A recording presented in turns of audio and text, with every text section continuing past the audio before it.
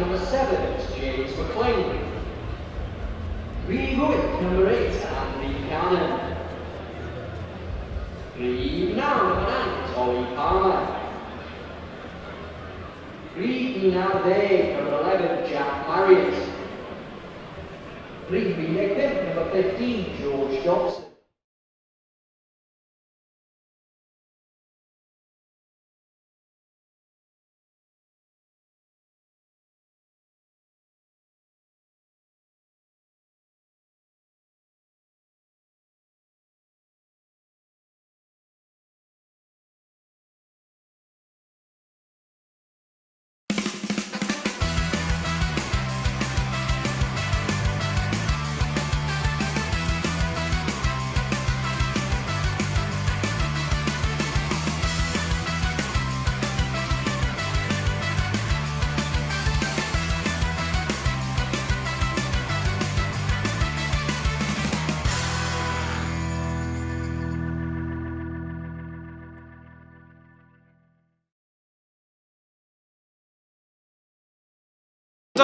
Everybody, and a warm welcome back to the Stoke Kairas match day 10 for Wrexham in their League One campaign. Northampton Town, the visitors to a sunny North Wales, as Phil Parkinson's side try and get back on track after 2 difficult away matches since we were here last, which yielded a draw and a defeat. Wrexham, though, with perfect form coming into this one, 4 out of 4 so far this season here at the Stoke Kairas, so every reason to be confident as the Cobblers travel north.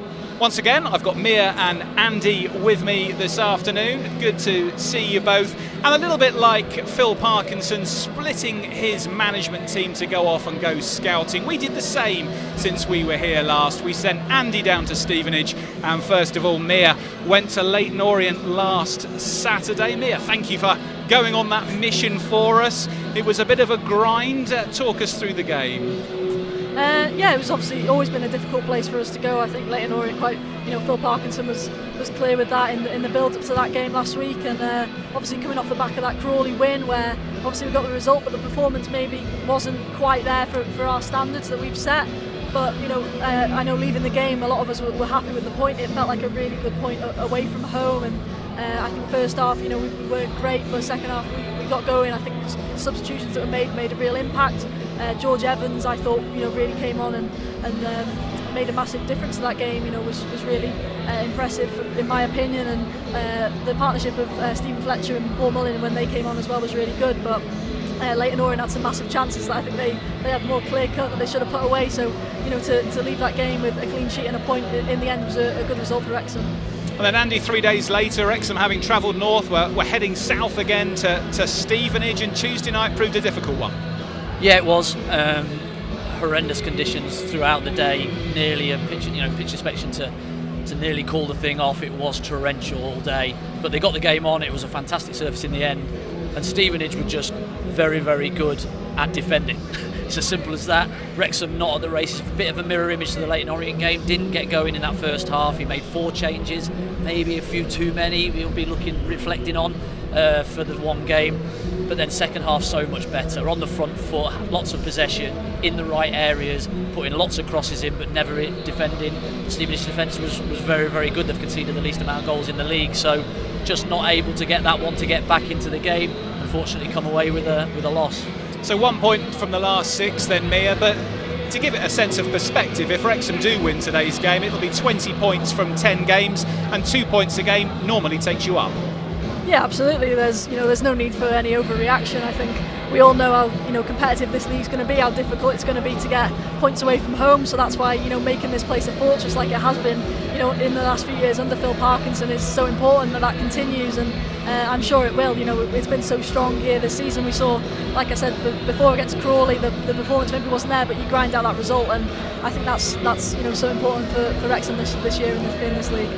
Let's have a look then at who Phil Parkinson has named in his side to take on Northampton Town this afternoon. He's made 3 changes from the team beaten at Stevenage. Ollie Palmer comes in back up top to replace Stephen Fletcher. Elliot Lee makes a return in midfield. He comes in for Seb Revan, which sees James McLean move back to his more familiar left wing back role, and Andy Cannon comes in for the luckless George Evans, whose injury at Stevenage is likely to lead to some months out on the sideline. The full extent not yet known, but it does look like George Evans, having had to wait for his chance and overcome some other injury issues at the start of this season, has had his time in the side cut short very quickly. Andy, let's have a look at that team this afternoon. Was that the team you were expecting? Yeah, I did. I think the 2 games that have just gone past has just proved how much of a graft this league is going to be. You know, those 2 teams, both middle of that table, they're difficult places to go to and get anything from. So a good point at Orient. That Stevenage game is all day a draw normally, but they've hit a cracker of a strike from outside the box to win it. So those games there's going to be more of that this season.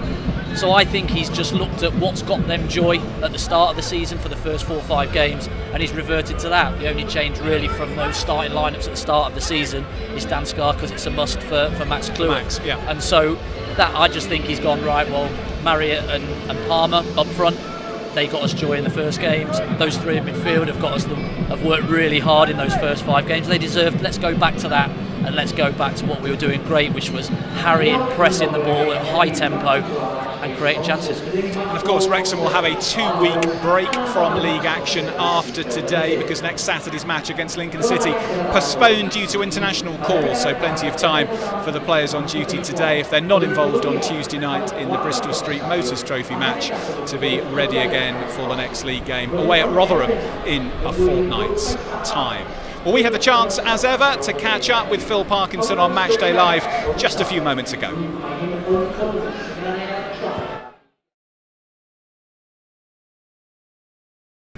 Well, Phil, back at the Stoke Kairos after 2 challenging away trips. What have been your messages to the players in training ahead of today? Yeah, it's a reset day for us. 2 tough games on our travels. Probably deserved a bit more than we got. But it's about resetting back here at the Stoke Kairos Stadium. Reminders of what we've done well in the first 4 games of the season, and looking to reproduce that to the best of our ability today. Home form here, of course, has been excellent, Phil. 4 out of 4 this season, won the last 4 of last season. How important is that to know psychologically you're in such good form as another home game comes round? Yeah, of course. Over the last few years we've done well here, and the lads enjoy playing at home. There's always a good atmosphere, and we've got to make sure we create a real intensity today. It's what we're all about at home: moving the ball quickly, closing down quickly, sprinting on transition. And they're the types of things we've been speaking to the lads about, as well as the structure with the ball and our patterns of play and areas we feel we can hurt Northampton. What sort of challenge are you expecting from Northampton today in terms of playing style? Yeah, I mean, interesting, because it looks like they've possibly changed to a back 3, which have been a back 4 most of the season, so they've matched us up basically. So when that happens, it does create a more of a tight feeling to the game. They've got good attacking players we've got to deal with, but equally they've got a lot of attacking players on the pitch which can create space as the game wears on, and we've got to look to make sure we play from a good structure first and foremost, but when we get the ball, can we get control with the ball? And we had spells here away in the second half against Stevenage, last 30 minutes against Orient, where our passing was really, really good. And we want to add to that today with that end product of the final cross and that movement in the box, which we've been so good at this season.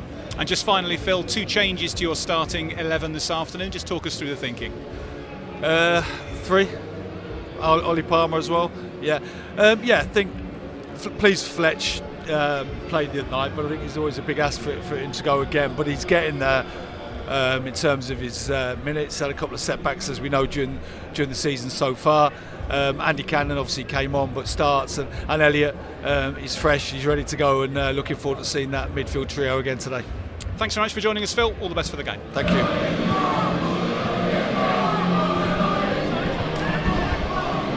Wrexham manager Phil Parkinson giving us his thoughts ahead of today's game on Match Day Live. That match coming up in around about 20 minutes time. Andy, Phil using the word a reset there. What does that mean from a player's perspective?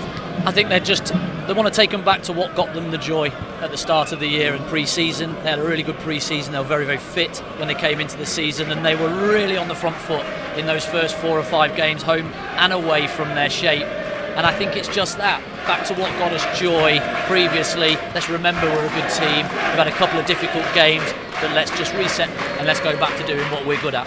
Mia, when you're on a long journey home from 2 difficult games and you're comparing that to the feel-good factor of being here, 13,000 fans behind you, and only knowing winning has been the case all this season, does it give you a very different sensation as a player about how you're feeling about the season?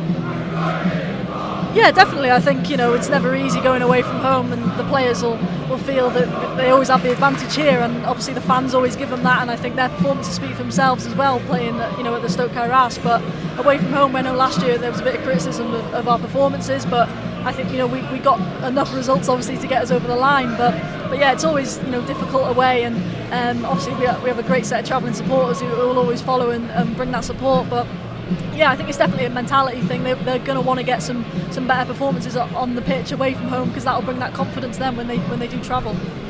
Let's have a look then at what else is happening around League One today with today's fixtures. 2 lunchtime kickoffs have already taken place. Victories for Huddersfield in the South Yorkshire derby over Barnsley, and Peterborough with a good home win over Wrexham conquerors Stevenage. So 2 wins at the top of the fixture list there. Bolton Wanderers, they're improving up to 11th in the table, home to Shrewsbury Town, who've really struggled at the start of the season. Birmingham City there with a difficult trip to the Valley. That will be a test for them. Birmingham, of course, going so well, very much the favourites to win this league. And Andy, another one that catches my eye, one of your old clubs, Blackpool, really improving under Steve Bruce, away at Mansfield, who've perhaps surprised a few to be flying this high so early. Yeah, Blackpool really turned their fortunes around after Critchlow has left. Steve Bruce comes in, just gives the whole group a lift, really, and they're off and running. They've had some really good results. That's going to be a tough game away at Mansfield. They're going well as well, as are Stockport. The 3 teams that come up all going in the top sort of 7. So hopefully Mansfield will slip up, I hope, so along the lines, and we can keep our position up at the top. But Blackpool's certainly the form team at the moment. Let's have a look then at the League One table going into today's round of fixtures. Wrexham have played an extra game than a number of the clubs who are on their coattails, but as we were saying, 17 points from 9 games, an outstanding start, and I'm sure Phil Parkinson would have ripped your hand off if you'd offered him that at the start of the season. Mia, when you have a look at that top 2/3 of the table, who catches your eye? I think probably going back to Blackpool and Mansfield, really, like Andy says, the 2 teams in probably the best form, and maybe if you take out Birmingham as well, in the last few weeks they've just been pretty unstoppable. The last 5 games, no losses there, so probably them. But also, obviously, you look at Lincoln, who are doing really well too, and there's a number of teams in there. That's the quality of this league. It speaks for itself, and I think obviously we've obviously dropped points in the last 2 games, but we're still sitting second, so it shows the teams around you as well are going to drop points too, and that's why it's so important, to when you're in form, stay in that form and pick up as many points as you can, even if it's just that one. And when we look at the bottom 1/3 of the table, Andy, we will see Northampton Town's name in there. They came up, of course, from League 2 the season before last, mid-table finish last season, managed by John Brady, who's been their manager for a while. How do you think John will be looking at this fixture today in terms of what he might want to get out of it? Well, they've lost their previous 2 at home, but they've won the one away against Huddersfield quite comfortably, in fact. And so I think he'll be looking at this to do exactly the same as they did at Huddersfield. They sort of were really solid and broke really, really well, but we know that Wrexham don't really want the ball, do we? We're quite good without it. We quite enjoy not having it and then breaking on other teams. So it'll be a really fascinating duel of who goes for possession. I think Wrexham will take the front foot. I think they'll take the ball and they'll look to really go and take the game to Northampton. Hopefully that will be the case, because what will happen then is the crowd will get on side and you've got a real good game to look forward to. But these are no mugs, Northampton. They're a bit of transition at the moment. They were sort of more of a longer ball team coming up and getting up the leagues, but last year and just the start this year they've just tried to change that slightly and play a little bit more. So just a team in transition, and hopefully we can catch them cold.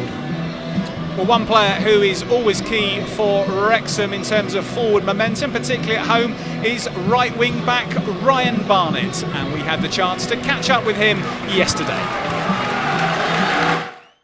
Ryan, looking ahead to Saturday's game against Northampton, how's training been this week since coming back from the Stevenage game? Yeah, we know the Stevenage game wasn't the level that this squad can produce. So everyone in training's been red hot. You know, it always is after a defeat, and the disappointment sort of comes out on the training pitch, and everyone's been on it. So we're looking forward to it. When you've had a setback like that in the middle of the week, just how keen are you to get back out on the training pitch? It's the first thing you want to do, you know, and it's good that it was a Tuesday night game, because you know you've got that Saturday game coming up straight away, and especially being at home, you know how good we've been over the last few years at home, and we're all excited and looking forward to getting out on the pitch. You mentioned that being back at home. What does that mean for the players? What does this place mean for the players?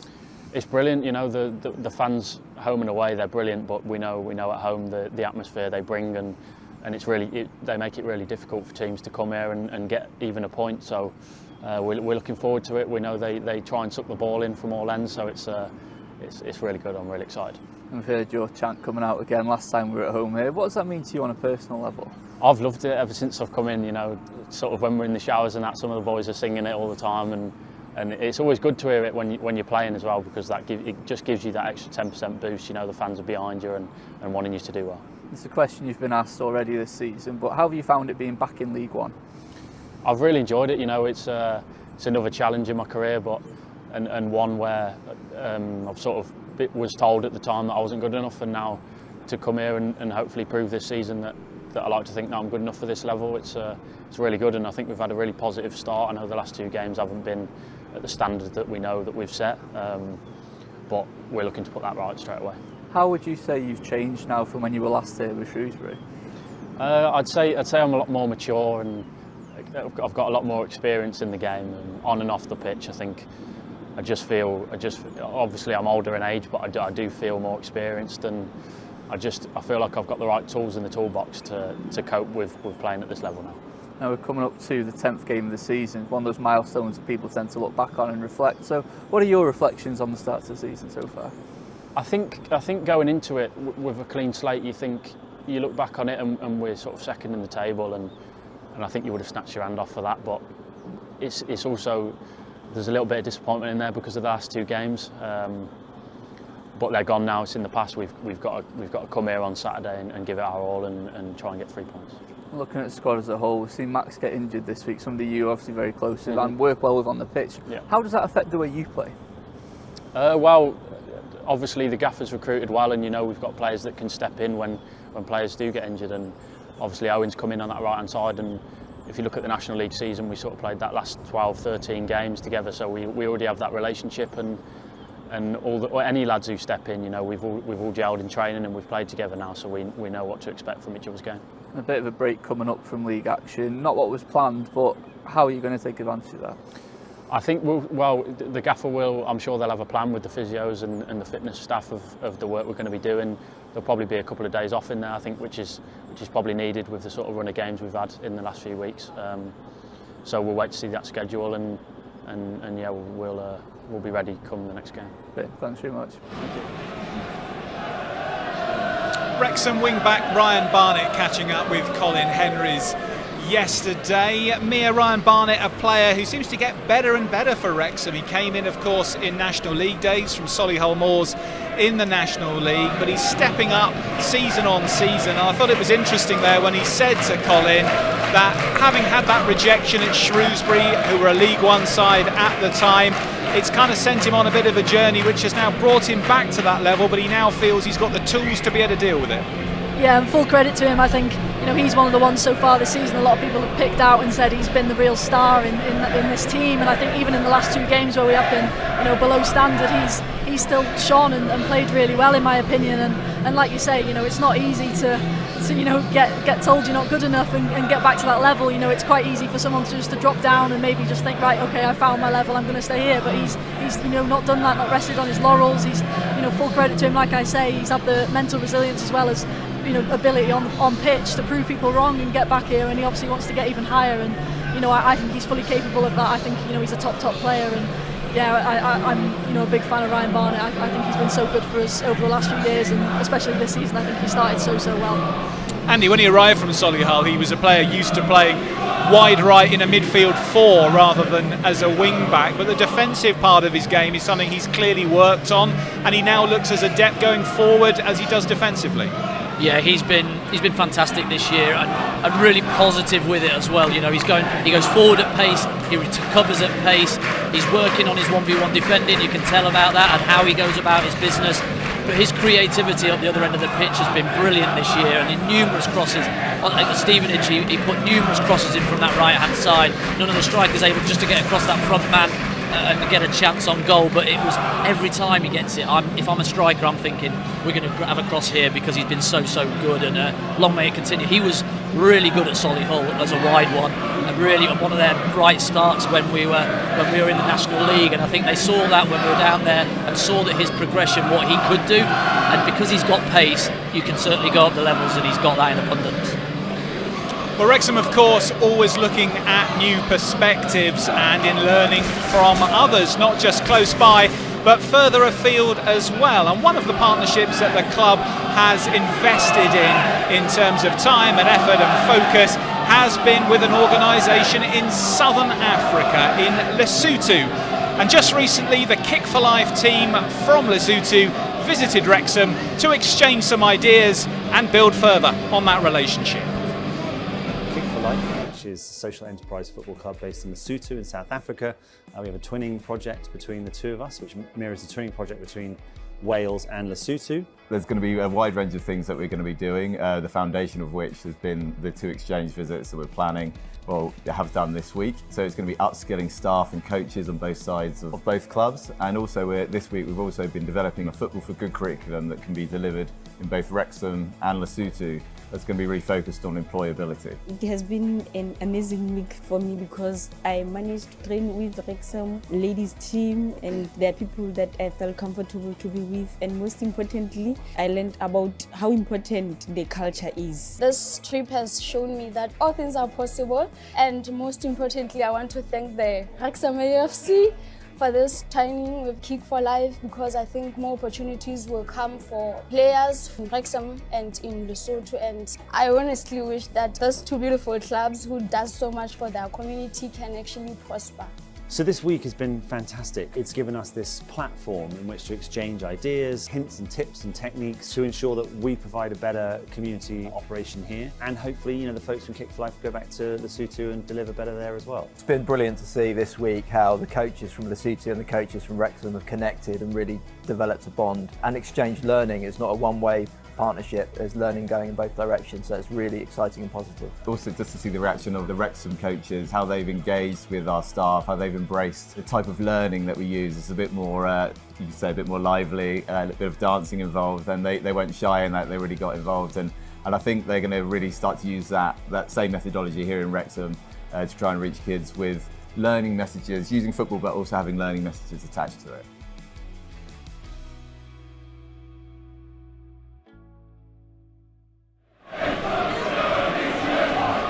Kick for Life Foundation, the social enterprise football club from Lesotho, who Wrexham are enjoying the fruits of a new partnership with, which I think is going to continue to grow and develop. Mia, great to see the exchange of ideas culturally and in terms of football coaching. How much can it bring to a club like Wrexham to widen perspectives and start to get ideas from different parts of the world? Yeah, it can bring so much, and it's great to see the work that's being done, particularly by like Sir Jamie Edwards, head of community here, and we know how much Wrexham is a community club, so it's great to see us using that, but it's also using our name now to help others, I think, which is so important, and it's so good to see us doing that. Andy, you've of course had the experience of seeing Wrexham's impact in America, but it's not just the United States now that are getting full of Wrexham and the whole entity of the club, and the Lesotho team there are keen supporters as well. When you go abroad and see what Wrexham have developed in terms of interest, does it kind of blow your mind a bit from your days as player and manager here? You can sort of say that, yeah. The reach that this club's got now is frightening, you know. I know we talk about the States in the documentary and stuff, but that is worldwide now. And there's people all over the world. You could fly out and go on holiday somewhere, and there's a couple of Wrexham shirts floating around, you know, and it starts a conversation. It's amazing to see. And no, I had no idea when I was manager here, when I was a player back in 2000, that this is where this club was heading for, and long may it continue. The exciting journey is still in front of us. Mia, back to the very short term and today. What are the key battles, do you think, for Wrexham to win today if they're going to get 3 points? I think they've just got to put in that better performance today. I think Northampton have still got a lot of quality. I know they're lower down the table, but they've still got some real good players in there, like Tyler Roberts, Sam Hoskins, who have scored goals at this level. So I think, they've got to do that. I think Dan Scarr, I think he put in a real dominant shift on Tuesday, and I think he'll be looking to do that again today. And I think that's where the game will be won, in that sort of positions. And Andy, just finally, Tom Eaves up front for the opponents, Northampton, this afternoon. Very prolific at this level, particularly for Shrewsbury. Will be a handful perhaps for Dan Scarr.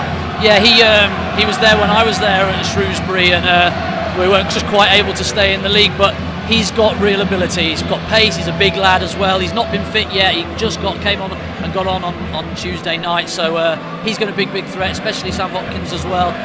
He's a threat, got scored goals at this level, so they've got to be on their wits today, because this is a team that are desperate for a win.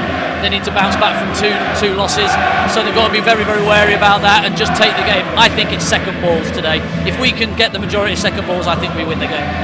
Andy, Mia, thank you very much for now. Andy Morell and Mia Roberts will be joining Mark Griffiths over on iFollow for commentary of this game. So if you haven't sorted out your pass yet, please head to wrexhamafc.co.uk/live.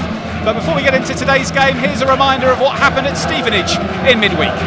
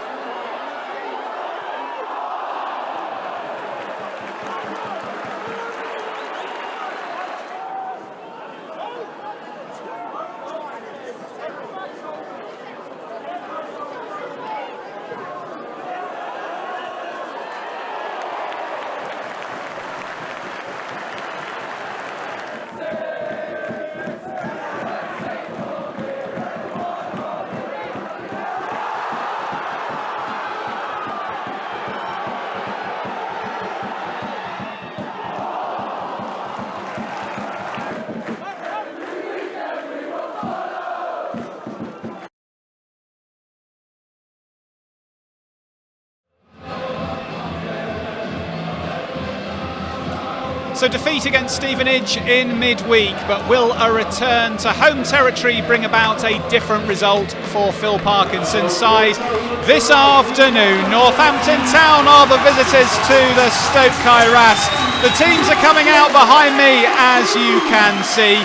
We'll be back here on Matchday Live at half-time to give you half-time analysis with Mia Roberts and Andy Morell. And if you haven't already done so, for first half action, please head to wrexhamafc.co.uk/live to organise your iFollow pass. We'll see you back on YouTube at half-time.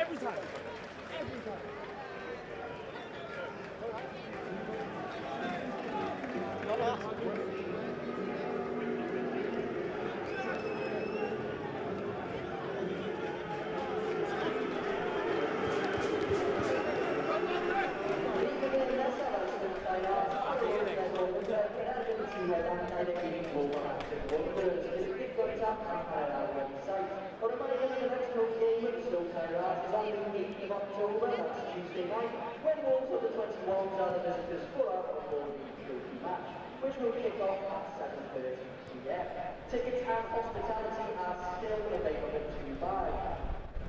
Remember that to buy several still players and every next county and a daily centre on the left. Wrexham FC Women's next home game is on October 27th when we face Cardiff Met. Match tickets will be available via our ticketing website.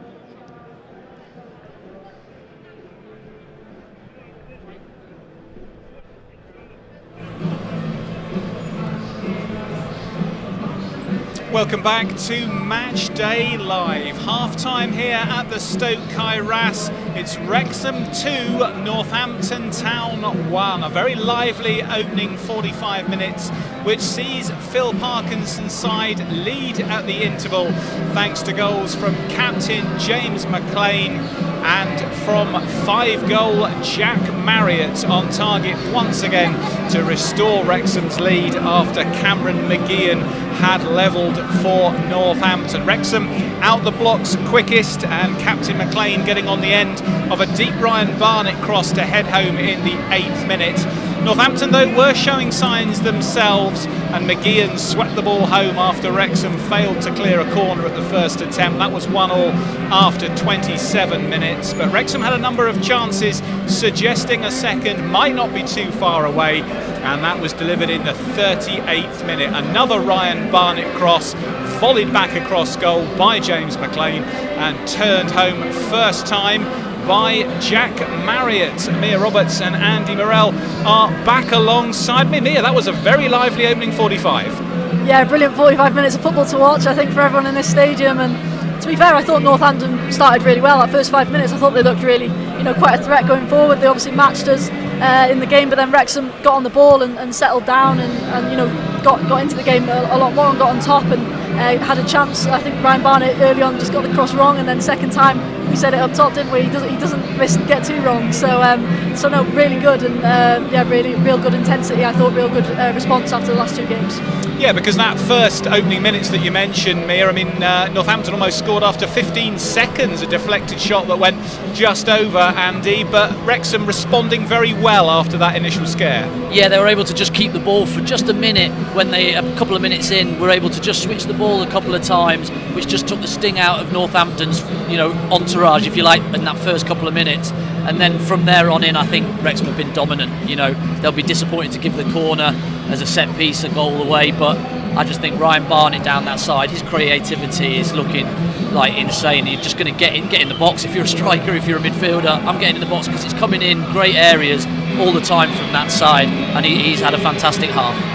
Mia, as a left back yourself, James McLean slightly further forward than that at left wing back today, but how difficult is it to be able to get on the end of a deep cross like that? Because you've got to time your run right, and then you're heading that ball back across goal. Quite an art. Yeah, it's difficult, and you've obviously also got to be aware that if this ball is wrong, I've got to work my bottom off to get back, sort of thing as well. So he knows that. He's such an experienced player. He's played this position over many years now, and he'll love having that licence to go forward, as will Ryan Barnett or whoever else is in that position. And I think Phil Parkinson allows them that. They know they've got a real strong back three behind them, as well as someone like George Dobson in the middle of the park who can get back himself as well. So they have that confidence that they know they can do that, and he's so good at that. We've seen it a few times that first half, and he's got himself a goal and assist from it, making that them runs back post, and yeah, he's looked a real threat. And not a dissimilar second goal, Andy. Again, a deep cross. McLean this time volleying it back across. And Jack Marriott taking that ball first time. Phil Parkinson leapt in the air in celebration. I'm not sure what was behind that, whether it was a little bit because it was a team goal so well worked, or whether it was something they perhaps worked on training. But Marriott once again showing if you give him a sniff, he's going to cause you a problem. Well, they'd really worked hard in the centre midfield to get the ball back. They'd really pressed it quickly, which enabled Ryan Barnett to go on the overlap, if you like, and on the run. But when he's on the move, he puts a really good ball in. And in this formation, the way Parkinson plays, it's really key for both wing backs to get in the box when the ball's on the opposite side. Obviously, McLean scores the first goal, and he does exactly the same. They have licence to do that because they've got Dobson as their sitting and their protection, and he does that. And instead of going for all the glory himself and shooting for goal himself, he just takes a little bit off that cross, rolls it back across, and I think Elliot Lee would have something to say to Marriott if he hadn't scored it, because he was coming right onto it. But Marriott does so well to keep the ball down for one, hit the target for a second, and into the back of the net it goes. So Wrexham leading by 2-1 here. Let's have a look round League One and see what's happening elsewhere this afternoon in Wrexham's division. We said there were those two early games today which saw victories for Huddersfield and for Peterborough United. Bit of a shock happening at the Tough Sheet Stadium in Bolton. Shrewsbury struggling this season up against Ian Everts, improving. Wanderers leading there by 2-0. Burton Albion leading Bristol Rovers by 1-0. All square in South London at the Valley between Charlton and Birmingham. Exeter, who've made a very good start to the season, going well again. 1-0 up against struggling Cambridge. Lincoln and Orient all square. Mansfield continuing their very good start to the season. 2 up against improving Blackpool. Rotherham struggling at home to Reading. That one also a bit of a surprise. All square at Edgeley Park, goalless between Stockport County and Wigan. And finally Wycombe getting the better of Crawley Town by 1-0 at the moment. Mia, I think if we have a look round those scores, perhaps the one at the tough sheet might stand out. Yeah, definitely. I think there's a few in there that sort of raise a few eyebrows. I thought the Mansfield-Blackpool one would be a lot closer, given how informed both teams are really. But no, some really interesting results in there at the moment. I know it's only half time, and obviously in those games as well. But yeah, it's just again shows the quality of this league, and I think some interesting scores in there at the moment. Andy, one of the things we spoke about before the game was about possession, and we were wondering whether both teams might stand off it or who prepares to be without the ball. I'm just looking at the half-time stats. Wrexham have had 70.5% of possession, Northampton 29.5%, so it's very much been the case that Wrexham have been on the ball, but Northampton have registered 6 shots to Wrexham's 8, so they've still carried a threat even if they haven't had that much of possession. Yeah, well, I think Eves gives them that up front. I think he's a great foil, as in you can just play off him and he can hold it up for you. They've got 3 really bright Hoskins around him, Fosu around him, that can get onto things if they do get the ball and play it into Eves. So they've got to be still aware this game's definitely not done by any stretch of the imagination. But what Wrexham have done really well is got on the front foot. They've got their second balls, and then when they've had it, they've kept it. And Northampton's press is a little bit so-so for me. It's not really going in 2s and 3s. They seem to be going on their own. But Wrexham are certainly a lot better with the ball, and because they're at home, they have to be. But they're really much more creative with the ball for me. And the threat is on the break really with Northampton, isn't it? As Andy says, Tarek Fosu in particular I thought stood out in that first half as one to watch, breaking through the middle. Yeah, definitely, and I think it all comes, Andy said it, alluded to it, with Tom Eves. I think he's at times when that ball's come into him, when he's received that service, he's held it up really well. I know Dan Scar's no mug, but at times he's made him look quite small. I think he's sort of pinned him and got in front of him and put him in an awkward position, so they'll hope he can do that more. But for them, for the likes of Fosu and other people to get round him, get closer to him. Obviously Fosu started on this right hand side defensively, and he's changed that. He's now gone further forward where he'll like to be, and yeah, I'm sure that they'll be they're still very much in this game. Like Andy said, it's not over. It's been lively stuff then in this opening 45 minutes. Bookings for McLean and for Sowerby. There have been plenty of strong challenges going in from both sides. There's a lot of football still to be played in this one. Will Wrexham be able to maintain that perfect record at home in League One? Or will John Brady's Northampton yet come back and disturb that perfect record? We'll be back here on YouTube at full time with all the reaction, including from Phil Parkinson. Second half coverage continues with Mia and Andy, with Mark Griffiths over on iFollow. But we'll see you back here on YouTube at full time.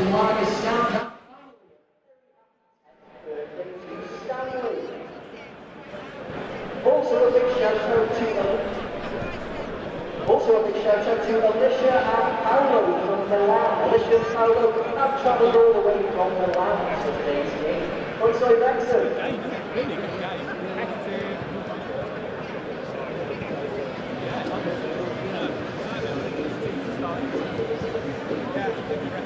I wouldn't just see a red card here.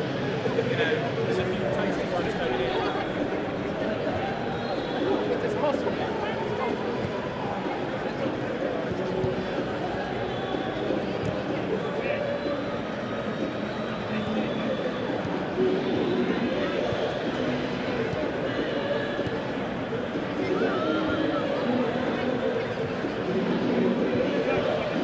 This is your 50-51 morning. In 1 minute, actually reading the results on 50-50 half-time.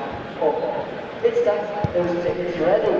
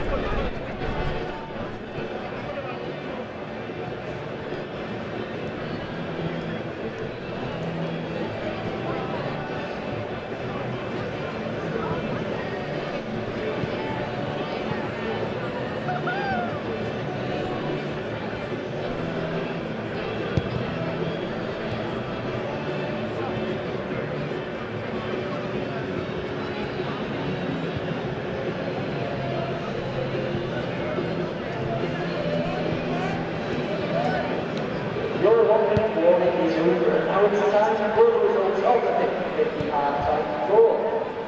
First prize, £675. If you have ticket number 6417, that's 6417, you just won £675. Second prize, 10 rolling tickets for Wrexham Eagles medal. The winning ticket number is 4895, that's 4895. Third prize, audience cinema tickets, also at Wrexham Eagles medal. The winning ticket number is 6310, that's 6310. To click your, please contact the number on your ticket. Click it to make you look forward to the draw.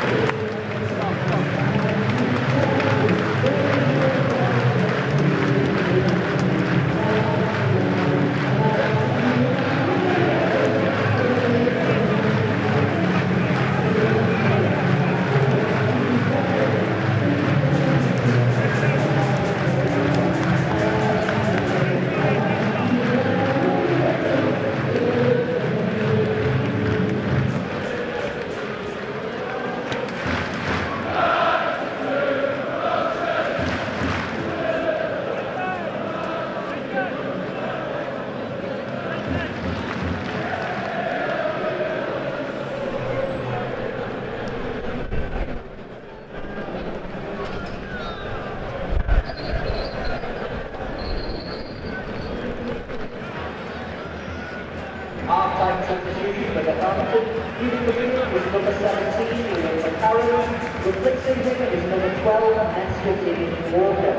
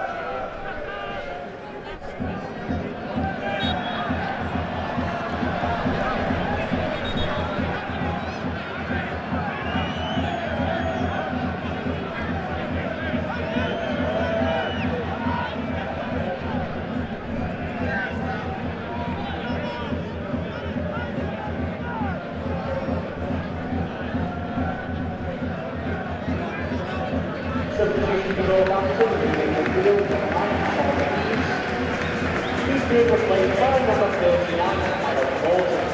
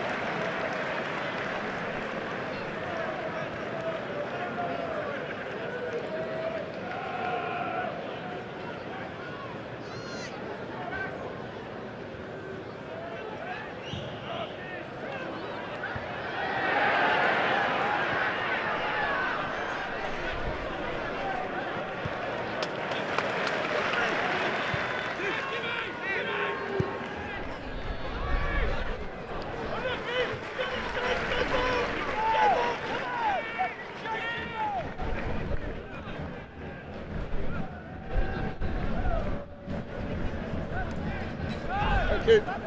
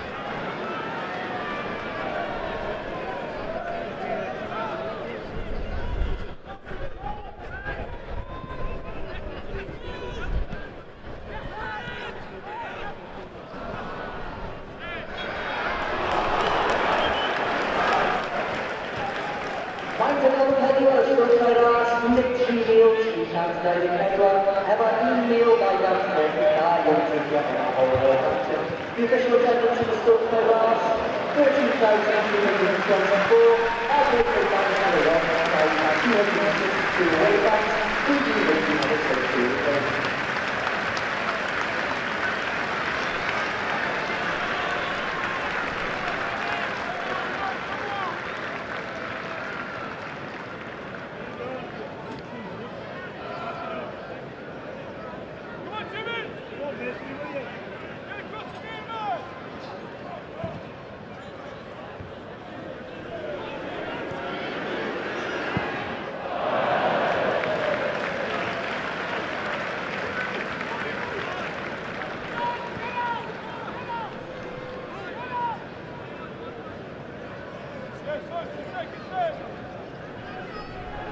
That keeps leads man the match to Seeker Limited. Futures in their man the match as number 29, Ryan Barnett.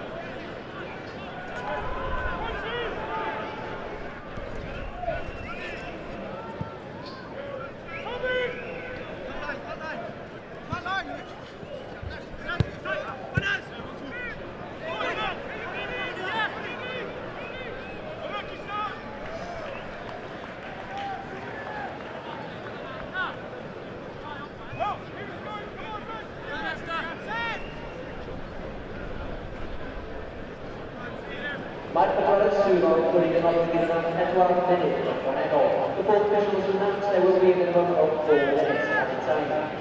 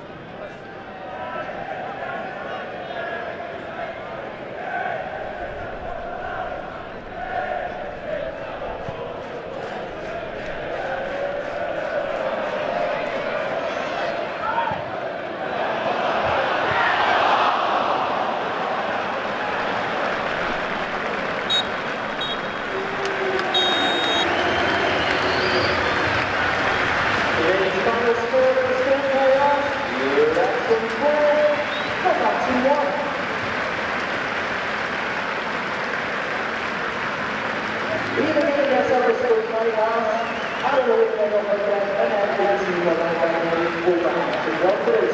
Didn't make them tell that and then sight. A reminder that the next home game here in Stoke is on the 8th of October, when Wolves will be full out of the first half. Let's look at that in second 30. Tickets and hospitality are still available to buy for this match. Pre-member Wrexham broadcast on Stoke and every time and let's take a look at the hotel.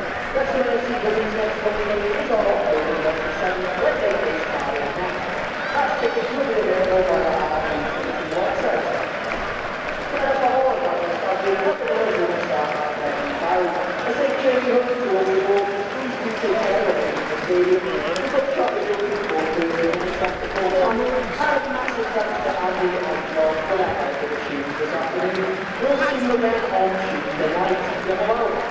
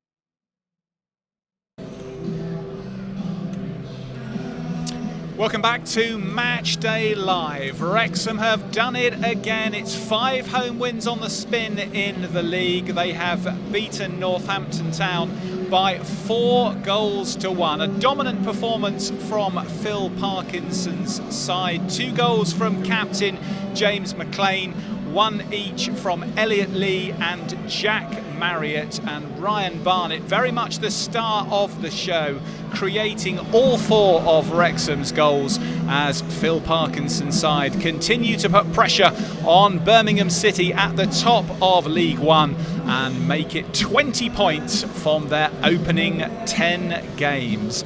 Andy Morell and Mia Roberts have been watching all the action on co-coms on iFollow. Andy, I'll start with you. That was a very professional performance from start to finish. Yeah, and we spoke before the game about the reset, and I think they certainly did that. He went back to the players that got him joy for those first 5 games, and they certainly repaid him in abundance, because I thought they were brilliant. Apart from the first 2 minutes, I suppose, where Northam had the tails off, they were just fantastic, and Barnett was icing on the cake, wasn't he, with his creativity down that right hand side, and some really, really good goals in there as well.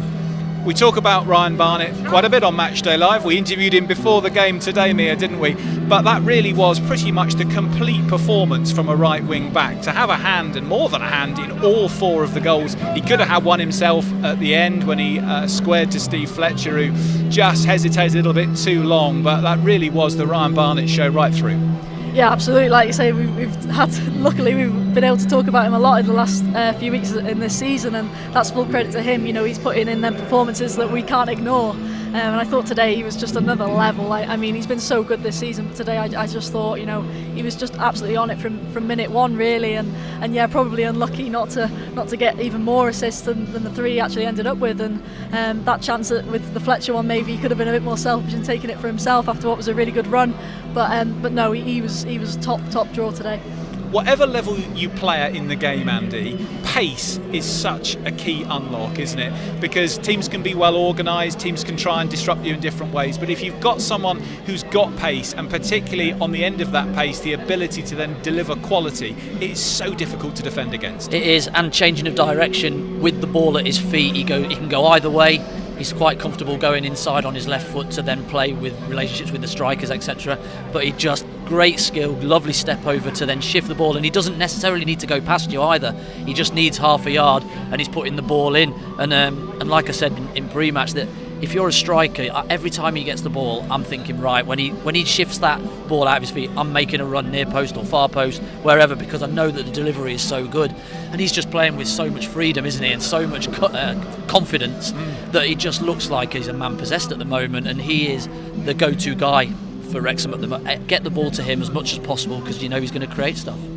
Just a reminder of how those goals were scored for Wrexham this afternoon. The first back in the 8th minute, a deep cross from Barnett, headed back across goal by James McLean into the corner of the net. The skipper's first goal of the season to give Wrexham the lead. Northampton then levelled matters, and Wrexham were having to work hard at that stage to keep their opposition at bay, but a second goal came shortly before half time when Jack Marriott was on the end of a McLean pullback. Once again it was a Barnett cross, McLean pulling the ball back across the box and Marriott firing it home first time. So 2-1 to Wrexham at the interval. Barnett getting back into the action in the second half. In the 56th minute, a deep cross which was headed home by Elliot Lee into the top corner. And then in the 67th minute, once again it was that Barnett-McLean combination. Deep ball in from Barnett, and McLean taking it first time left-footed on the volley to crunch the ball home. So 4-1 to Wrexham. It could have been more, as we were just mentioning. Steve Fletcher missing a good opportunity when Barnett perhaps could have gone himself. Barnett, though, unselfishly squaring late in the game. Fletcher couldn't take advantage. And right at the end of injury time, which would have absolutely been the icing on the cake today from a Wrexham point of view, Paul Mullin's header well saved by keeper Lee Burge from close range. But no one will worry too much about that. Wrexham 4-1 winners here, and absolutely getting their campaign to stay right in the promotion conversation, back on track after a point from the last 2 games. Mia, if we look at the Wrexham performance across the board, the midfield was one that perhaps misfired against Stevenage, but George Dobson, I thought as well today, really hardly put a foot wrong in there, and that looked much more like the midfield that we'd seen earlier in the season from Wrexham. Yeah, definitely. It's sort of exactly that. I'd echo that completely. It just sort of looked back to how it was and at a real high standard again. And obviously Andy Cannon had that little knock against Peterborough, which took him out for a while, but he looked back on full form today. And I thought Elliot Lee was exceptional as well today. I think in those sort of away games, I don't think we get him on the ball as much as we do at home, and he can cause so many problems for defences when he drives at defences, and he's such a threat. And I think today he was so sharp and composed and made a lot of the right decisions, which progresses over the pitch so many times. And I think that midfield three works so well together, and I think they're key to the successes that we had today. So a great ring for Wrexham here then, 4-1. Let's have a look at what else has been happening in League One today, just to see how that shakes up the League One table. We knew that Birmingham City were all square at half-time with Charlton Athletic, and a full programme of matches today in League One. We'll start with the results, then we'll have a look at how that affects the table. Bolton Wanderers 2, Shrewsbury Town 2 is how it finished at the tough sheet. So Bolton fighting back well in the second half. Their Bristol Rovers winning 3-1 at the Pirelli Stadium against Burton Albion. There's a shock at the Valley. Charlton beating Birmingham City by 1-0. First defeat of the season for the Blues, and that'll mean that Wrexham close the gap at the top of the table. We'll have a look at what that means in just a moment. Exeter City continuing their fine start, beating Cambridge United by 1-0. Lincoln City prevailing over Leyton Orient by 2-1. Mansfield continuing their excellent start, beating improving Blackpool by 2-0. Rotherham beating Reading 2-1. Stockport and Wigan all square, and Wycombe Wanderers, they're also upwardly mobile at the moment, beating Crawley Town by 1-0. So a few surprises amongst those scores. Andy, what stands out for you? Well, Wycombe 5th. We played them first game of the season, got away with a 3-2. It was a tight game, wasn't it? And you look at them, and they've had a really good start to the season, so they're going well. So it looks like our result against them was a better result than first thought. Maybe we thought Wycombe would be mid-table, but obviously Charlton at home against Birmingham, that's the big one really for us, isn't it? Looking up, Birmingham were just looking like they were going to steamroller the league, and this league is not that easy. Obviously we've found out, and it's going to be a graft for all teams, I'm sure. But Charlton, great effort, good home win, and they'll be looking to then progress and make a charge for those playoffs as well. So just let's keep going. We've got 20 points from the first 10 games. That is brilliant, and I don't know how many people around here would have said that we'd have got that return from that many games this so far. So let's take it. We've been very, very good in a lot of games. Let's not get away from that, and let's look forward to a really promising rest of the season.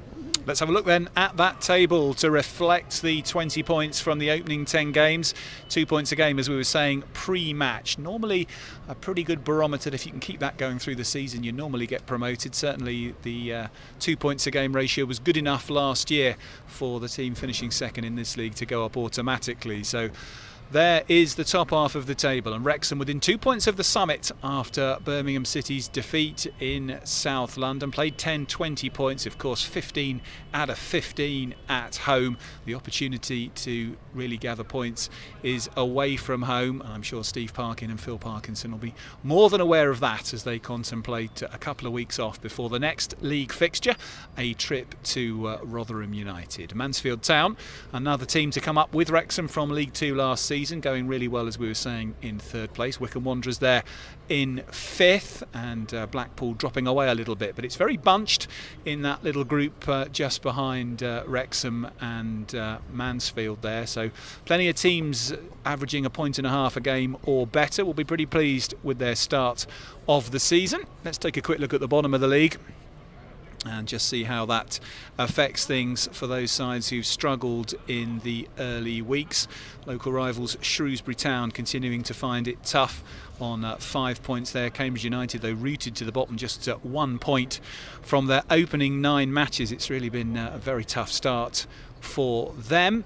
But Wrexham don't have any such problems. And with 20 points from the first 10 games now, Mia, I think people can start to say, well, it's not just the first 2, the first 4, the first 5. That's getting on for a quarter of the season. It's hopefully a fairly good indication of what's to come. Yeah, definitely, totally agree. I think, like you say, it's that number of games now where you've sort of got those points under your belt and you sort of look forward now and think, right, okay, we've sort of proven a few people wrong and really shown our quality. And I think, that just looking at the results there on first glance, it sort of makes today's win even bigger. It makes it sort of seem of more importance in some aspects, especially with the likes of Birmingham dropping points. So yeah, a massive win today, especially given the goals we've scored. I think no other team scored over 3 or 4 today. So, and that's another statement out to this league. And I think we were discussing, weren't we, on comms, that at the end of that game, sort of keep pushing for 5 and 6, and let's just keep that momentum going. And why not? I think we're good enough to do that. Yeah, well, we've got plus 10 goal difference there. It's the best in the league. I think, these types of games, when you do get ahead and you're a bit comfortable with 15 minutes to go, that's why I was saying keep going, because that might be the difference at come the end of the season. Just 3 or 4 in one game might just push us over that edge, either into the playoffs or into that second spot, first spot, who knows, hopefully, fingers crossed. But it's those goals, just keep going and be relentless with your play. Yeah, Birmingham City's defeat at Charlton as well, Andy, just showing that there are going to be tripwires, even for teams that spend the kind of money that they have spent. And perhaps for any Wrexham fans feeling a little bit despondent after the Stevenage defeat midweek, it's a bit of context, isn't it? That teams are going to lose points on the road, and there's going to be some tough trips for everyone who's going to be keen for one of those promotion spots. Yeah, this league is hard. There's a lot of teams in it that want to get out of this league, that want to do well, that haven't started particularly well this season, but New Boltons are starting to get going. Charlton obviously today have done really well, but teams are going to lose in this league. You're going to get beat at some point. It's how quickly you can put that behind you. All the good teams that I've ever seen are the ones that go, well, we've got defeated, that doesn't matter, right, on to the next one. We're not going to change much, we're just going to crack on with what we've done. That was a blip, and now we're going to do what we're good at, and that's exactly what Wrexham have done today. We spoke about the reset. That's exactly what they did today, and that's a great omen for the coming season. Brilliant. Andy, I can see Steve Parkin, Wrexham assistant manager, is waiting behind you. You're not. Steve, welcome to Matchday Live. Fantastic to see you. Steve, that must be a very happy dressing room. How pleased were you and Phil with that performance today? Yeah, really pleased. I think that we kind of got a message across to the lads in the week that the performance in the week was fine in terms of like effort. But just lacked a bit of quality, really. And I think that the key thing for today is that when we got in the final third and we got into good areas, we were ruthless both with us crossing and finishing, so it's very pleasing. Ryan Barnett today, Steve, had a hand in all 4 goals. There might have been a 5th either for himself or Steve Fletcher. He couldn't have really played much better, could he, than that? He could have scored. He could have done. Yeah. Okay. If you're going to... No, he's dangerous, isn't he? At the end of the day, if teams leave him 1v1 and they allow him to run at him, then he's a dangerous player. And I think the key thing for Barney is that just concentrate on his quality, and today it was first class. His crosses were great. I mean, the first goal was an outstanding brave header from a great cross, and the shape that we play and the way we play, it's all about us getting crosses in the box, really. And I think that a few of the games we've probably not done that as much as we would like, certainly with the away games, but at home, we're a difficult team to play against when we're getting that rhythm. And you talk about that home record, Steve. That's now 9 straight wins if we look across last year and the last 4 home games, and then the 5 that have been won this season. That must be a great boost to you psychologically in that dressing room. Every time you're back here, the players have got belief that the next one's coming. Yeah, I mean, the crowd play a major part in that. I think that the way that they get behind the team and the confidence they give the boys. And there is a real determination. We sometimes don't quite have that kind of resolve away from home, which we can work on, but certainly at home we're a double handful for anybody. Steve, I know Phil alluded to it after Tuesday, after the Stevenage goal, the reaction wasn't ideal. I thought today after we conceded, I thought the reaction was so much better, and we looked straight back at them and obviously got that goal in the first half and then second half again, going on to get 2 more goals. Yeah, a really good point. I think that we've had a couple of occasions, certainly we'd not conceded any goals and we conceded the one at Birmingham, and that definitely affected us, and we just felt it just affected us a little bit the other night as well, and that's something that the boys have got to learn and to work on, that you're not going to keep a clean sheet all the time. And I think they did it really well today. We mentioned it at half time, we were really pleased with the reaction after we conceded a poor goal, and they got straight back on their horse and we looked as though we were dangerous again, which is really important. Ryan Barnett clearly starred today, Steve, and so did James McLean with his 2 goals. But which other aspects of the performance stood out for you that really pleased you? I think we work on in training switching the play, really important. I think to enable us to get in the box and where we want to be, it's important that you switch the play. So once it tightens off down one side, it's important that we come out and get out the other side. And I thought we did that really well today, especially from left to right, to give Barney the opportunity to get at the full back. So in the aspect of tactically what we work on, that was really pleasing. Now you've got a fortnight to get the team ready for the trip to Rotherham. Yeah, you're shaking your head a little bit there. Would you rather be straight back at it next Saturday? Yeah, absolutely. I mean, I think it's unfortunate that there's an international break for us, but some of the players probably do need a bit of a rest. I think it's been a tough old start, and we've done great, but it would be nice just to keep playing, really. Sure. 20 points from the first 10, though. You'd have ripped my hand off if I'd offered you that on the first day, wouldn't you? We would. I think it's we talk about where we are in the context of the season. I think that the amount of games we play now and where we are is really pleasing, and the lads and the staff must take a lot of credit for that. Well, Steve, really well done today. Thanks so much for joining us on Matchday Pleasure, Live. thank you. We'll Nice see you on Tuesday night. Okay, thank you. Thank you very much. Steve Parkin there, the Wrexham assistant manager, of course, delighted with his team's victory by 4-1 at the Stoke Kairas this afternoon. I thought it was interesting that Steve isolated that point about switching play, about moving the ball from left to right. It was clearly something that he talked to the players about in training, and delighted to see it come to life in the game. Yeah, definitely. I think it's such a key part of the way we play, and a key part of where we find success in our play as well. So I think at times, it sort of gets played into George Dobson or whoever's in the middle, Elliot Lee, Andy Cannon, and they don't even have to look. I mean, they know Ryan Barnett's always going to be out wides, and it's sort of just that automatic knowledge of where they know he's going to be. Or it could be the other side with obviously James McLean, and I think we see it so often with teams wanting to go back, just keep hold of the ball. I think we've got that sort of ability in ourselves, and that confidence that we know we can just keep pushing forward, and that's what sort of damages other teams' defences so much, because we pose that sort of constant threat in so many aspects. Steve made the point, Andy, there about home form versus away form, and of course it's been, I guess, with home form being so strong, the point that stood out over the last season perhaps at times, that away form hasn't been able to match it, and clearly this season, of the 20 points, 15 have been gathered at home and 5 away. How can a manager really change the way that a team feels to play on the road versus at home? You haven't got the home crowd, you haven't got the home dressing rooms, the whole familiarity thing. Yep. But does it become a kind of overplayed point a bit that playing away is actually fundamentally different? Because I think a lot of supporters would say, well, if we can play like that at home, why can't we play like that away a bit more often? Yeah, it's a very good point, and I think when you search for that as a manager and you find it, can you let everybody else know as well? Because that is where what you search for is that this home form, the way that you go about your business here, can you replicate that away from home? Other teams don't let that happen. Do you know what I mean? With the crowd that's here, they expect a tough game. They expect you to be in their face. They expect you to be under pressure, I suppose, when they do come here. And so they may sit back a little bit and work on their shape without the ball a little bit more. Whereas at home, the home crowds, they expect you to be on the front foot. They expect you to take the game to the opposition that are coming to you. And so you can't just go and dominate everywhere you go, because that's just not how it works. It doesn't.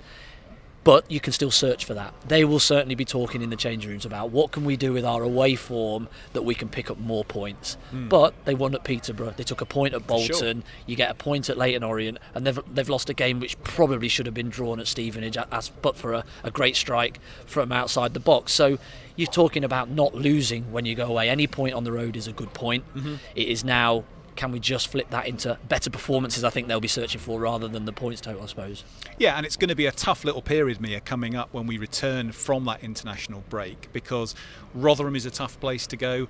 Huddersfield at home. I think most people would expect Huddersfield to be challenging right at the top of the table for most of this season. Then it's a trip to Charlton, who beat Birmingham today. So the next 3 are all awkward in different ways. Yeah, and in quick succession as well. I think the Huddersfield one's Tuesday night, isn't it? Right. So yeah, no sort of resting on their laurels. I think obviously they get this break that Steve sort of alluded to, maybe not something they're actually too happy about, which it makes total sense coming off the back of a win and performance like they have today. You sort of want to go straight back into it, and I know they've got that game Tuesday in the trophy, but I do imagine players will be rested and minutes will be managed, but no, they'll be desperate to get back to league action, I'm sure, particularly after the performances that have been put in today.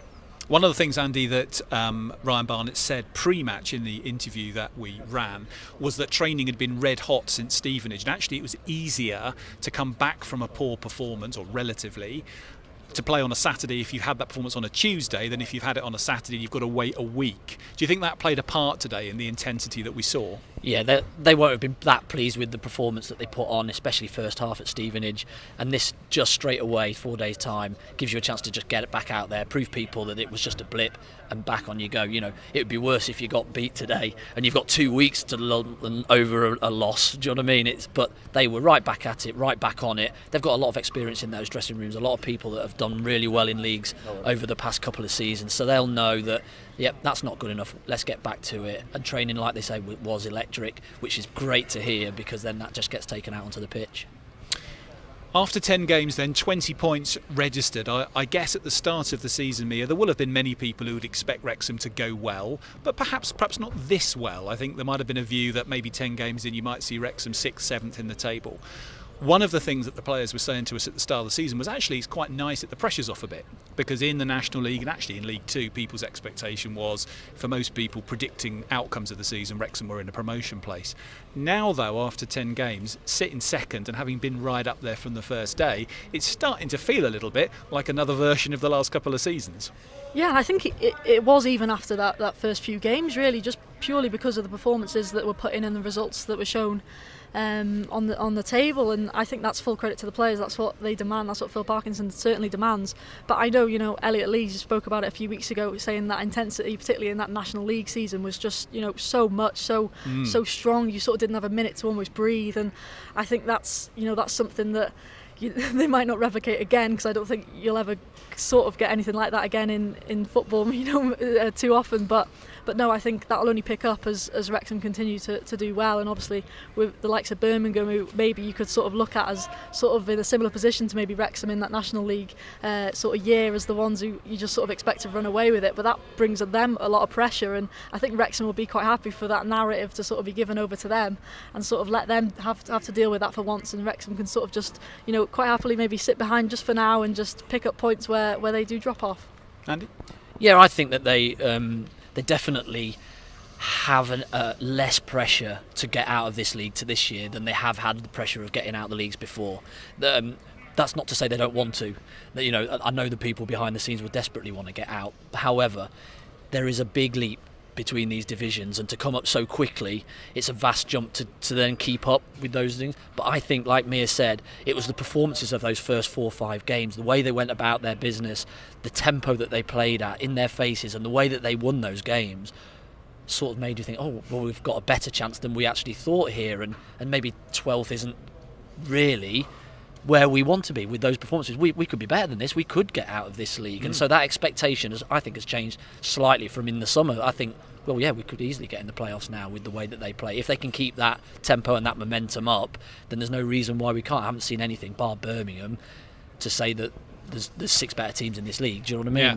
Absolutely. If you're just joining us on Matchday Live, Wrexham have continued their excellent start to the season here at the Stoke Kairas, making it 5 league wins out of 5, with a victory over Northampton Town by 4 goals to 1. The first goals of the season for captain James McLean, and he netted 2 of them, 1 each from Elliot Lee and Jack Marriott. Ryan Barnett, the provider in all cases, aided by McLean for the second, but a man of the match performance from Wrexham's right wing back. And we hope to hear from one of the players in the Wrexham camp very shortly, so stay with us on Matchday Live for that. We're also back here on Tuesday night, of course, in the Bristol Street Motors Trophy for a match against the Wolves under-21s. Wrexham having got off to a perfect start in that tournament with a victory over Salford City, so this will be a chance, no doubt, to see some of the fringe players in the Wrexham squad in action on Tuesday, so please join us then again here on YouTube.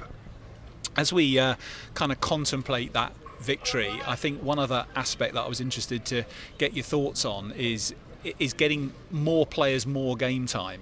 So if we look at that particular game here, we saw Lewis Brunt get some opportunity for the first time in League One. Dan Scarr has now had a couple of games under his belt. Paul Mullin a few more minutes. So we're starting to see as well that the squad who's Phil Parkinson's going to have to draw on through the season, starting to get more and more minutes in League One games. Yeah, definitely, and that's obviously going to happen over the next few months with a few more midweek games as well. We talk about the next sort of 3 being, in quick succession and tight together, and big games as well and difficult games. So the minutes will definitely be managed there. I thought Lewis Brunt looked really sharp when he came on. Had some really good little involvements, little touches, and looked at a real high quality. And that's considering he hasn't obviously played a league game before this. I don't believe at home anyway. That's right. But yeah, I thought he looked really impressive, and obviously Dan Scar's sort of slotted in. I know he was part of that defeat on Tuesday, but by all accounts, and I know from watching it, I thought he put in a good performance, was very dominant. Again today, I thought he marshalled Tom Eaves, relatively well too, which isn't an easy task. So the ones who are getting brought in are doing really well straight away as soon as they come in as well. Yeah, it was certainly a good battle between those two today. I can see that Ryan Barnett is ready to join us. There we are. And pick a microphone. Great to see you. Thanks very much for popping. Well, congratulations on your man of the match performance. When you look back at your career, have you ever had a better game? Probably not. I don't think so. My dad's just texted me there, and he said it's one of the best I've seen you play. So getting that text off him is all I want after the game. I've had 3 assists in the game before, but I don't think they were as good a quality as today. No, fantastic. Well, arguably 4 really, because it was your deep cross that was then volleyed back to Jack Marriott. How are you feeling overall, having had that game today? What a great reaction that was after the disappointment of Stevenage. Yeah, I think it was always important. The gaffer drilled into us this week that we can have them off days, and we need to react from it. And I think we did today. I think every man was brilliant. All the lads who come on as well, we were working hard off the ball. I think that was something the gaffer really wanted to drill into us again, that when we do lose the ball, just fight and win it back. It's all about the reaction. It was the same in training, so I think we put it to good use today. You look so confident on that right when you're playing, in your relationship with Andy Cannon on the inside of you. Is that something you work on regularly in training? And also when you're crossing the ball, you're going at such speed. You must be practicing so often to do it, because it's so tricky when you're on. It's all right from a dead ball, innit? Yeah. But when you're on the move, you put that in at that pace. Yeah, I think on the bit with Andy and the midfielders, I think anyone who comes in there, we work on it in training. With even when Max and Owen playing out from the back, I think they know what I want and I know what they want. So it's the interchange that we have. I think we have a good understanding, me and Andy especially. We've played quite a few games together now, and he knows where I want it. And the crosses, I think that's just something that I've done almost all my career. I think it's the hard work day in, day out, and in the off season just practicing it, and luckily days like today it comes off. It's brilliant to watch, mate. Thank you. We heard from you pre-match today, Ryan, and you were talking a little bit about feeling you have the tools yourself to cope with life at League One. Yeah. Do you feel a little bit that having had that journey from Solihull Moors through coming here and playing in the National League, working your way up, that's actually been kind of in tune with your physical development, and it's helped you cope with League One now that you've come up through the divisions and kind of learnt your trade lower down? Yeah, I think every player in their career needs some kind of setback. It reignited a fire in me that when someone tells you you're not good enough, you want to prove them wrong, and you want to prove people wrong. And going to Solihull, I just thought, play as many games as I can. I know I was dropping down 2 levels, but I don't think the level really mattered to me at that time. I just wanted to prove to people the ability that I know I've got in my own head, and show people on the pitch, and I'd like to think it's coming to fruition now. Of all your assists today, which was your favourite? Can't remember them all. I would have loved to. I would have loved Fletch to have finished that one, because it was a little Megs on this side, and all the lads are saying, "Why didn't you shoot?" Very unselfish. You've got Stephen Fletcher to your left. You think, it's a banker, and if I don't pass him the ball, I won't be safe in that change room. So I can believe that. To answer your question, I'll probably say the first one, because it's something that we always work on. The wing backs getting in the back post. I know it's probably more Jimmy than myself at the moment, but he's locked it in, and that's what we've been working on, and he did it over and over all game, so that's all I want from him, and he did it. Have you reset expectations at all in the dressing room now that you're 20 points from 10 games versus at the start of the season when a number of you were saying to me and others, well, the pressure's off a little bit this year and we're going to see how it goes? I don't really think it's something as a group that we've spoke about. The gaffer's really good at keeping the outside pressures out the change room, and as lads he's drilled that into us again, that don't listen to the noise, because there's lots of people, critics, and saying where we should be and where we should finish. But if we just go out every week and perform on the pitch, the points will take care of itself. And Steve Parkins just said to us, Ryan, that he's frustrated there's no game next week because of the international break. You in the same camp? 100%. When you put in a performance like that as a team, you just want to go back out and keep that ball rolling. But it will be a good chance for us to rest our legs. You know, we've had Saturday, Tuesday, Saturday, so, and we've got a Tuesday game coming up as well. So it will be nice to rest the legs a little bit, but I would have preferred a game. Well, Ryan, awesome performance today. Many congratulations, both personally and to the team. And we'll see you here, I'm sure, in a couple of weeks' time. Perfect. Thanks very much. Cheers, guys. Cheers. Thank you. Wrexham wingback and today's man of the match, Ryan Barnett, joining us on Match Day Live as we rack up proceedings here at the Stoke Kairos with another Wrexham victory chalked off against Northampton Town. Life couldn't be much better at the moment, could it, for Ryan Barnett? No, I don't think it can be, to be honest. I mean, yeah, maybe as Steve said, maybe he could have had a goal or maybe, another assist on top of that. But no, the performances he's putting in at the moment are just pretty unstoppable. And yeah, he's flying at the moment. I think that smile tells all the tale, doesn't it? That you need to know, because he's just on cloud nine at the moment, and the way that he's playing, why not enjoy the moment? Sometimes when you are a footballer, you have these moments of your career that you just feel like you're invincible. You want to get out there and you could just play every day and just keep going, because he is up and down, isn't he, all the time? And he's just in one of those zones at the moment, so long may it continue. Any feel of what level he could perhaps reach? Well, because of his pace and because of his quality of cross, I don't think there's a limit at the moment. He's learning every day, I'm sure, on the training ground, especially with somebody like James McLean on the other side. He'll be learning off him of where and how to play the position better and better.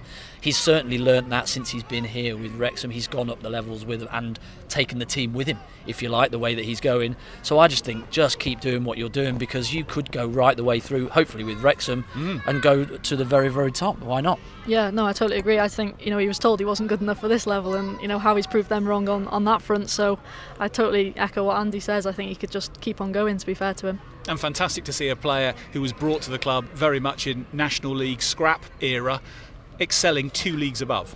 Yeah, I think he was definitely one of them that we felt, or the recruitment department felt, that he could take us up through the leagues because of his age, his pace, his experience in those lower leagues of what he had, those qualities that he had, that he could be one that could develop and grow with the club, and he's certainly done that.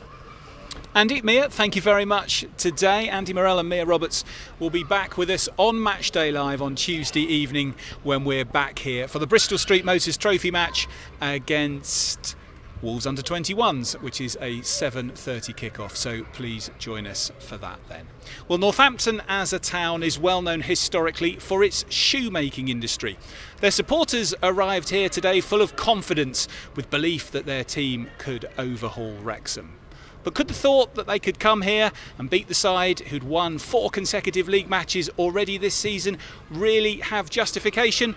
Well, over the 90 minutes, that proved to be a load of cobblers.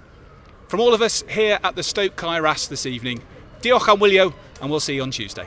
Good night.